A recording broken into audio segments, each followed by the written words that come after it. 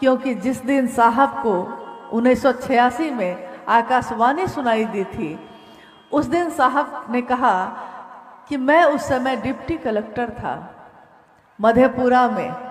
मधेपुरा से वो पटना जा रहे थे। पटना जाने के क्रम में वो बेगूसराय में रुके थे। बेगूसराय के जो मजिस्ट्रेट थे रोहतगी अंकल, जो अब शरीर में नहीं हैं, उनके आवास पे साहब रुके हैं। वहीं पे सुबह की बेला में जब वो जगे हैं और बाहर बैठे हैं अकेले, 4 बजे का समय है, अमृत वेला है और साहब बैठे हैं। आवाज गूंजती है, उनके मन को सुनाई देती है और प्रश्न और उत्तर चल रहे हैं कि तुम क्या करते हो, साहब कह रहे हैं। साहब ने कहा कि मैं उस दिन डिप्टी कलेक्टर था। आपसे अगर कोई पूछता है कि आप क्या करते हैं, आप कौन हैं, तो हम क्या जवाब देते हैं?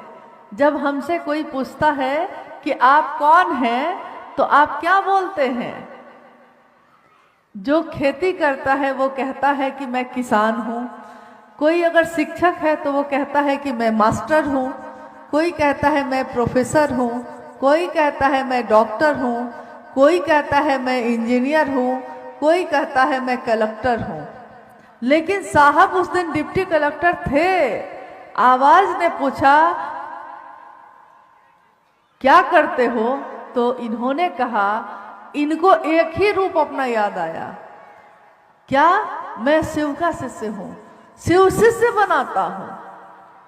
इन्होंने कहा कि मैंने ये क्या कह डाला उस दिन। मैं कह सकता था मैं डिप्टी कलेक्टर हूं, मैं प्रशासन का काम करता हूं, लेकिन मैंने कहा कि मैं शिव का शिष्य बनाता हूं। और आवाज ने कहा जो तुम करते हो दूसरों को करने के लिए कहना। आवाज किसकी थी? महादेव की। वो आवाज जो इनको सुनाई दे रही थी, उस आवाज में महादेव की ऊर्जा काम करती है। इसीलिए साहब ने जो कहा तो करोड़ों लोगों ने सुना और सुनते ही जा रहे हैं। हम और आप भी जो दोहराते हैं उसमें करंट जो दौड़ रहा है, ऊर्जा जो दौड़ रही है, वो न मेरी है न आपकी। ये ऊर्जा दौड़ रही है उसमें, उस वाक्य में स्वयं शिव की और मानव तन का, जिस मानव तन का सहारा लेकर ये ऊर्जा उतरी है इस धरती पे, उस मानव तन को हमने कहा है हमारे वरेण्य गुरु भ्राता, हमारे साहब हरिंदानंद जी, जो ममता से पोषित करती रही हैं, उनको हमने कहा है शक्ति स्वरूपा मां नीलमानंद। मां नीलमानंद की ही ये ऊर्जा जो आज सबके माध्यम से गुजर रही है और लोगों तक पहुंच रही है। इसमें मेरा आपका कुछ भी नहीं है। मेरा क्या लगे तेरा तुझको अर्पण, क्या लागे मेरा। अक्सर हम किसी जगह पे आवाज सुनते हैं महादेव की चर्चा की, तो हम पहुंच जाते हैं वहां, आवाज सुनकर पहुंचते हैं। अनजान आदमी पहुंचता है और लाली देखन मैं गई, मैं भी हो गई लाल। लाली मेरे लाल की, जित देखो तित लाल। लाली देखने गई थी मैं तो गई थी, महादेव की बात हो रही है जरा सुन लो, लेकिन लौटी हूं तो महादेव को अपने दिल में लेकर लौट गई। महादेव छूट नहीं सके। फिर सारी दुनिया में हमारे जीवन में अगर कुछ भी होता है तो हम किसी को नहीं छोड़ते, लेकिन महादेव से अगर हमारा संबंध, हमारा लगाव कमजोर होगा तो हम महादेव को ही छोड़ने की बात करते हैं। हमारे जीवन में एक दिन समृद्धि होती है और कभी वो समृद्धि अगर चली जाए, नमक और रोटी खाने की नौबत आ जाए, नमक और रोटी खाते समय भी हम अपने बेटा को नहीं छोड़ते, हम अपने पति को नहीं छोड़ते, हम अपने माता पिता को नहीं छोड़ते, लेकिन हम महादेव को छोड़ने का सोचते हैं। महादेव न छूट सके, क्योंकि महादेव मेरा अपना है और जो मेरा अपना है हम उसको नहीं छोड़ते, चाहे जीवन में कुछ भी होता हो। तो महादेव की दया से हमारा जीवन शिवमय बने, सुखमय बने, इसी की कामना साहब और दीदी ने की। हमेशा उन्होंने यही कामना की कि जो शिव के शिष्य हैं उनका जीवन शिवमय हो, शिव की दया की अतल गहराइयों में हमारा मन समाहित ही होता रहे। हम सबका मन ऐसा हो। अतल गहराई का अर्थ होता है जिसका कोई तल ना हो। तालाब का तल होता है, नदियों का तल होता है, समंदर का भी तल होता है। तल का अर्थ होता है जमीन। कितना भी पानी हो, लेकिन नीचे कहीं ना कहीं जमीन है। लेकिन शिव की दया अतल गहराई है। वो शिव की दया का कोई तल नहीं है, उसमें मन डूबता ही रहता है। हमारा मन समाहित हुई होता रहे, यही शिव के शिष्य साहब हरिदानंद जी ने हम सभी शिव शिष्यों के लिए कामना की है। आइए, आप काफी देर से कष्ट में बैठे, लेकिन देखिए महादेव की असीम दया से मौसम कितना खुशगवार है। उसने भले आपने पंडाल नहीं लगाया, लेकिन महादेव का पंडाल खुद ही लग जाता है। और ऐसी कितनी घटना मैंने अपनी आंखों से देखा है। आपके जीवन में भी घटित हुआ होगा। जब भी शिव की चर्चा होती है, एक बार जब मैं साहब के साथ एक यात्रा में गई थी और काफ़ी तेज गर्मी थी वहाँ। इतनी तेज थी कि मुझको गर्मी लग रही थी बहुत। और मैंने साहब से अनुरोध किया था कि कितना अच्छा होता, एकदम तेज गर्मी है, सूरज चमक रहा है और गर्मी में पसीने से नहाए हुए हैं हम लोग, और उस गर्मी में भी मैंने साहब से कहा कि कितना अच्छा होता अगर महादेव की दया से बादल आ जाते कहीं। और मेरी अनुभूति है कि कुछ ही मिनटों में साहब हंस पड़े, मांगा भी तो क्या मांगा, और हंस पड़े।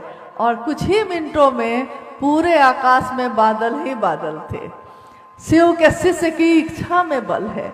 जिनके चाहने से मौसम बदल जाते हैं, जिनके चाहने से हमारा दिन बदल जाता है, तो उन साहब के बात पे हम लोग चल रहे हैं। इससे बड़ा सौभाग्य हमारा और क्या होगा। आइए हम लोग के जिज्ञासाओं पे भी बात कर लेते हैं। फिर उसके बाद तो आप भी लौट जाइएगा, हम भी लौट जाएंगे। लौटना तो हम लोग सबको है, परंतु आइए अपने इस समय का सदुपयोग करें। हम थोड़ी महादेव की बातों की जिज्ञासाओं पे बात कर लेते हैं। जिज्ञासा है कि पूर्व से चली आ रही देवी देवताओं के पूजा पाठ और आज की शिव शिष्यता में क्या अंतर है। जिज्ञासा आपने सुनी कि पहले से जो पूजा पाठ होते आए हैं, शिव के भी, अन्य देवी देवताओं के भी, शिव की पूजा जो पहले से होती आई है, उसमें और आज की शिव शिष्यता में अंतर क्या है। अंतर कोई नहीं है। शिव की चर्चा भी शिव की पूजा ही है। शिव की चर्चा में हम क्या करते हैं? महादेव को प्रणाम करते हैं कि नहीं? महादेव से दया मांगते हैं कि नहीं? महादेव के ही भजन तो गाते हैं, महादेव की चर्चा ही तो बोलते हैं और सुनते हैं। बस हाथ में फूल नहीं है, हाथ में अपना दिल लेकर बैठे हैं। मिठाइयाँ नहीं है, भाव लेकर बैठे हैं। अंतर यही हो गया है कि जहाँ एक तरफ हम कर्मकांड में बहुत ज़्यादा रहे, कर्मकांड गलत नहीं है। अगर आपके पास फल है, फूल है, चढ़ाइए महादेव को, जल है, दूध है, चढ़ाइए। लेकिन अगर रहे हैं मांगो वत्स, मांगो, क्या मांगते हो? अब वो चोर जो था वो बड़ा असमंजस में पड़ गया। उसने कहा कि मैंने तो महादेव को बुलाया ही नहीं और महादेव प्रकट हो गए हैं, मुझसे पूछते हैं क्या मांगोगे, मांगो। अब वो थरथरा रहा है। उसने कहा प्रभु मैंने तो आपको पुकारा ही नहीं, मैं तो पापी हूं, मैं तो चोरी करने आया था। महादेव ने कहा क्या बात करते हो, लोग मुझ पे जल चढ़ाते हैं, लोग मुझ पे दूध चढ़ाते हैं, तुमने तो अपने आप को ही चढ़ा दिया है मेरे ऊपर। तब उसने देखा कि वो तो शिवलिंग पे खड़ा था। कहते हैं महादेव कुभाव में भी हमारे भाव को ग्रहण कर लेते हैं। अब शब्द अर्चना के सुधार देंगे शंभु, ए उरग उर के बल जा गलहार लेंगे शंभु। उरग भी अगर गले के बल जाता है, सीने के बल जाता है, तो महादेव उसको भी उबार लेते हैं। रौ रौ नरक के भागी को भी निखार देंगे शंभु। जो पापी से भी पापी हो, उसको भी अगर वो शिव की शरण में चला जाए तो महादेव उसको भी निखार देते हैं। तो महादेव की चर्चा शिव की पूजा ही है, परंतु इसमें हम बहुत सामान न चढ़ाकर अपने हृदय के भाव को चढ़ाते हैं। अंतर इतना ही है, लेकिन ये याद रखिएगा कि भाव ही सबसे महत्वपूर्ण है। भाव के साथ आपको जो और चढ़ाना हो तो चढ़ा लीजिए, लेकिन सारी चीजें चढ़ाकर भाव ना हो तो उसका कोई अर्थ नहीं है। एक जिज्ञासा और हम लोगों के पास आई है, जो किसी गुरु भाई ने लिख के भेजी है कि एक माला 24 घंटे में हम एक माला ही क्यों करते हैं, एक माला करना अनिवार्य क्यों बताया गया है। यही है ना? कहाँ चले गए आपके? एक दीवा रात्रि में एक माला से नमः शिवाय करना क्या अनिवार्य है और इससे क्या फायदा है?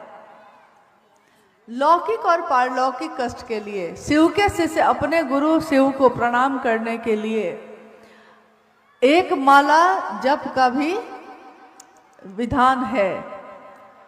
24 घंटे में एक बार वो अपने गुरु शिव को माला पे अगर करना चाहते हैं तो, लेकिन एक बात का ध्यान रखिएगा कि माला पे जप करने के पीछे एक ही कारण होता है, लौकिक कामनाओं की पूर्ति, लौकिक कष्टों से निवृत्ति। जो हमारे जीवन में कष्ट हैं वो दूर हो जाएं, इसके लिए जरूरी है कि हम 24 घंटे में एक बार नमः शिवाय से शिव को प्रणाम करें 108 बार एक माला से।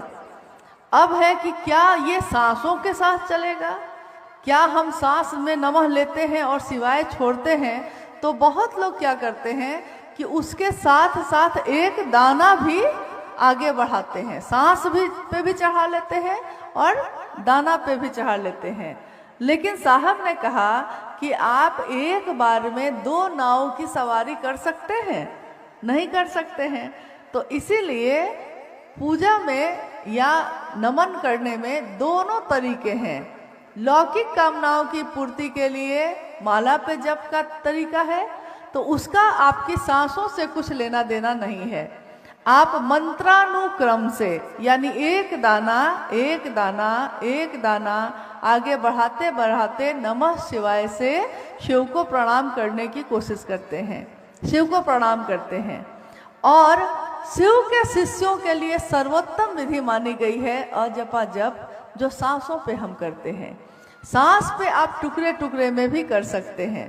एक बार साहब ने कहा कि आप टुकड़े टुकड़े में भी कर सकते हैं, तो कुछ लोगों ने अपनी माला ही तोड़ ली थी। उन्होंने कहा कि साहब ने कहा है कि टुकड़े टुकड़े में करिए, तो कुछ लोग माला ही तोड़ के टुकड़े में करने लगे। साहब ने कहा कि नहीं, सांसों पे जो करते हैं वो टुकड़े टुकड़े में आप कर सकते हैं। यानी 24 घंटे में जब आपका मन महादेव पे टिके, जब आपको लगे कि महादेव को प्रणाम कर लेते हैं, महादेव आपको प्रणाम, इसके लिए आपको किसी साधन की जरूरत नहीं है। इसके लिए बस आपकी सांस ही पर्याप्त है। सांसों पे नमः सोचे शिवाय गया, महादेव को प्रणाम है। ये चलते फिरते उठते बैठते सोते जागते हम कभी भी किसी भी क्षण कर सकते हैं, क्योंकि सांस एक ऐसी माला है जो हमारे जन्म से शुरू होती है और शरीर की मौत पे ही खत्म होती है। सांसों की माला पे जप लूं मैं शिव का नाम। सांसों की माला पे मैं क्या जपूं? शिव का नाम जप लूं। क्या पता सांस सांस में नाम ले, वृथा श्वास मत खो, न जाने इस श्वास का फिर आना हो कि ना हो। क्या जाने हम कि सांस फिर आएगी कि नहीं आएगी। अभी जो आई है तो जो लौटेगी तो फिर आएगी कि नहीं, हम नहीं जानते। तो हर सांस पे महादेव को प्रणाम हो सके, इससे सुंदर विधा और कुछ भी नहीं है। चलिए एक जिज्ञासा और है दीदी। अच्छा, इनका एक और है। ये बेबी दीदी है ब्रह्मपुर से। नमन करते समय शाहिद दीदी का चरण या चेहरा सामने आ जाता है, ये ठीक है या नहीं? करने का प्रयास। ऐसा बहुत लोगों के साथ होता है। नमन करते समय साहब दीदी का चेहरा सामने आ जाता है। मतलब महादेव का नमन करने बैठते हैं, चेहरा साहब दीदी का आ जाता है। ये सही है या गलत? ये स्वाभाविक है, क्योंकि जब हम नमन करने बैठते हैं तो हमको ये याद रहता है कि किसके कारण ये महामंत्र मुझको मिला है। तो जिनके कारण मिला है हमको उनकी भी याद आ जाती है। तो उन्हीं से कहिए कि जरा हमको महादेव का भी दर्शन करा दीजिए साहब। साहब ने ही तो महादेव का दर्शन कराया है, तो इसमें गलत क्या है? परंतु अगर आप सीधे महादेव का दर्शन नहीं कर पा रहे हैं, महादेव पे मेरा मन नहीं टिक रहा है, तो इसी बात को साहब और दीदी से कहिए कि साहब आपने जो कहा है मुझको वो करना चाहिए। गुरु की दया मिलती है गुरु आदेशित अनुसार करने भर से। तो गुरु के आदेश, जैसे हम लोगों में से बहुत लोग शिव चर्चा सब करते हैं, महादेव से दया भी मांगते हैं, महादेव को प्रणाम भी करते हैं, लेकिन शिव चर्चा करना किसके अनुसार है? जैसा महादेव ने साहब को कहा, साहब ने हम लोगों को कहा, तो हम लोगों को करना उनके अनुसार है। हम लोग करने लगते हैं अपने अपने अनुसार। तो जब अपने अपने अनुसार करेंगे, जैसे हम चिकित्सा में डॉक्टर को जाते हैं अपने शरीर की बीमारी दिखाने, डॉक्टर कहता है कि मेरे अनुसार दवा खाने। किसके अनुसार दवा खाते हैं? डॉक्टर के अनुसार ना। डॉक्टर कहता है कि सुबह ये गोली खाना, शाम में ये गोली खाना। तो हम डॉक्टर के अनुसार ही शरीर की चिकित्सा करते हैं। हमारे मन के चिकित्सक है शिव गुरु मेरे। तो मेरे गुरु मन की चिकित्सा करेंगे, इसके लिए हमको चलना होगा उनके आदेश के अनुसार ही। शिव की चर्चा शिव के लिए करनी होगी, अपनी स्थापना के लिए नहीं। हमारी और आपकी बहुत सारी अनुभूतियां होती हैं। अगर हम कहने लगे कि मेरे जीवन में ये अनुभूति है, ये अनुभूति है, तो आप उस आदमी को पकड़ लीजिएगा जो ये कह रहा है। स्वाभाविक है, जो प्रत्यक्ष दिखता है उसी को लोग पकड़ते हैं। बहुत लोग ये भी कह देते हैं कि मैं साहब का नज़दीकी हूँ, मैं साहब का नज़दीकी रहा हमेशा, साहब ने मुझसे सिर्फ ये कहा, साहब ने, मैं था और सिर्फ साहब थे। तो ऐसे लोग अगर मिले तो समझ जाइएगा कि भाई ये गुरु भाई तो नहीं है, मेरे गुरु बहन तो नहीं है। क्योंकि कोई गुरु भाई गुरु बहन अगर उसने साहब और दीदी से कुछ प्राप्त किया है तो वो अपनी अनुभूति तो बताएगा, लेकिन वो आपके रास्ते को मोड़ेगा उस तरफ जिधर से महादेव का रास्ता जाता है। अपने तरफ नहीं रोकेगा, वो अपने घर में नहीं बैठाएगा कि मेरे मुझसे मिलना जरूरी है, चलिए अमुक भैया के यहाँ क्या चर्चा करते हैं, वो बड़ा अच्छा समझाते हैं। तो अमुक भैया से अच्छा है, मुझको जो लगता है कि अगर घर ही किसी के जाना पड़े तो सबसे अच्छे गुरु भाई हम लोग के हमारे वरेण्य गुरु भ्राता ही हैं। तो हम घर भी जाएं तो उन्हीं के जाएं, और बात पे भी चलें तो उन्हीं के चलें। मिलना ही चाहते हैं तो कब आपने चाहा और वो आपसे नहीं मिले? जो मिलना चाहता है वो उससे मिलते हैं हमेशा। ये अनुभूति कितने गुरु भाई गुरु बहनों की है। जब भी एक गुरु भाई ने तो यहाँ तक कहा कि निर्दोष उसको एक केस में फंसाया गया था, निर्दोष था, वकील ने कह दिया उसको कि आज कोर्ट में जाइएगा तो लौट के नहीं आ पाइएगा, और ये कहता है कि मैं निर्दोष था, मैंने कुछ नहीं किया था, मुझको गलत फंसाया गया। परंतु सबूत ऐसे थे, गवाह ऐसे थे। घर से जब निकला कोर्ट जाने के लिए तो उस गुरु भाई ने कहा कि मैंने महादेव के सामने प्रणाम किया, साहब को प्रणाम किया और दीदी को प्रणाम करने लगा ना, माँ को, माँ नीलम आनंद जी को जब प्रणाम करने लगा तो उन्होंने कहा कि मुझको जोर से रुलाई आ। माँ को देख के तो कोई भी रहता, तो रोने लगे जोर से। और उन्होंने कहा कि माँ आप तो जानती हैं कि मैं निर्दोष हूँ, मैंने कुछ नहीं किया है, परंतु वकील कहता है कि कोर्ट से ही मेरी गिरफ्तारी हो जाएगी। अब आप ही सहारा हैं, अब आप ही मुझको बचा सकती हैं, आप ही महादेव से कहिए, आप ही साहब से कहिए। और कहकर आंसू पोंछते हुए वो गुरु भाई कोर्ट चले गए। कोर्ट में जब पहुंचे, वकील ने कहा कि अभी थोड़ी देर बाद आपका केस आएगा, तब तक चाय पीना है तो चाय पी लीजिए। वो एक चाय की दुकान पे बैठकर चाय पीने लगे। चाय पी ही रहे हैं कि तब तक एक वृद्ध महिला, और वो कह रहे हैं कि वृद्ध महिला लाल पाड़ की साड़ी पहने हुए आई हैं और कहती हैं, बेटा चाय हमको भी पिलाओ। इनका मन तो दुखी था, आहत था। तो इन्होंने कहा, गुरु भाई ने कहा कि मैंने कहा कि क्या माँ जी, मैं बहुत परेशान हूँ, हमको अभी परेशान नहीं करिए। उस महिला ने कहा, मुझको इतनी दूर से बुला लिया और एक कप चाय भी नहीं पिलाता है। इनको एकदम झटका लगा। गुरु भाई ने कहा कि मुझको लगा जैसे कौन है ये, और जैसे ही मैं उनके तरफ देखने लगा कि तब तक वकील ने कहा कि आपका केस का समय आ गया, आइए इधर। वो अंदर गए और जाते जाते उन्होंने कहा, माता जी आप कहीं मत जाइएगा, मैं अभी आता हूँ, इनको चाय पिलाओ, मैं अभी आता हूँ। कह के वो कोर्ट में चले गए। कोर्ट में जब पहुंचते हैं तो जो गवाह आया उसने गवाही दी ही नहीं। उसने कहा कि मैंने कुछ नहीं देखा है, मेरे सामने कुछ नहीं हुआ है, और ये तो थे भी नहीं उस समय। बात ऐसी हो गई कि जज ने उस समय जजमेंट दे दिया और कहा कि आपके खिलाफ कोई सबूत नहीं है, आपके खिलाफ किसी की गवाही नहीं है, इसलिए आपको बाइज्जत बरी किया जाता है। गुरु भाई ने कहा कि मैं थरथराने लगा और मुझको लगा कि ये कैसे हुआ। तो वो दौड़े बाहर, चाय की दुकान जहाँ थी, जहाँ वो बैठा के आए थे जिनको, कहीं कोई नहीं। चाय की दुकान वाले से पूछा कि अभी जो माता जी थी, जो हमको कह रही थी, जिन पे हम बिगड़ गए थे, तो चाय की दुकान वाला बोला कि मैंने किसी को नहीं देखा है, यहाँ कहाँ कोई था। अब वो गुरु भाई मुझको मोतिहारी में मिले, रक्सौल के रहने वाले थे। उन्होंने रोते रोते ये कहा कि दीदी, मैंने अनुभूत किया है कि जब जब मैं निर्दोष हुआ और माँ और साहब ने मुझको बचाया है, वो कृतज्ञ होता है जो किसी के एहसान को भूल जाए। साहब और दीदी ने किसी के लिए क्या नहीं किया, सबके लिए किया।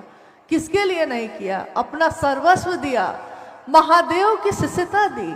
उन्होंने कभी नहीं कहा कि हाँ मुझसे मिलना जरूरी है। साहब ने कभी नहीं कहा कि मेरा नाम भी लेना जरूरी है, परंतु शिव का शिष्य कृतज्ञ होता है, एहसान मानता है। वो शिव का शिष्य हो ही नहीं सकता जो एहसान नहीं मानता हो।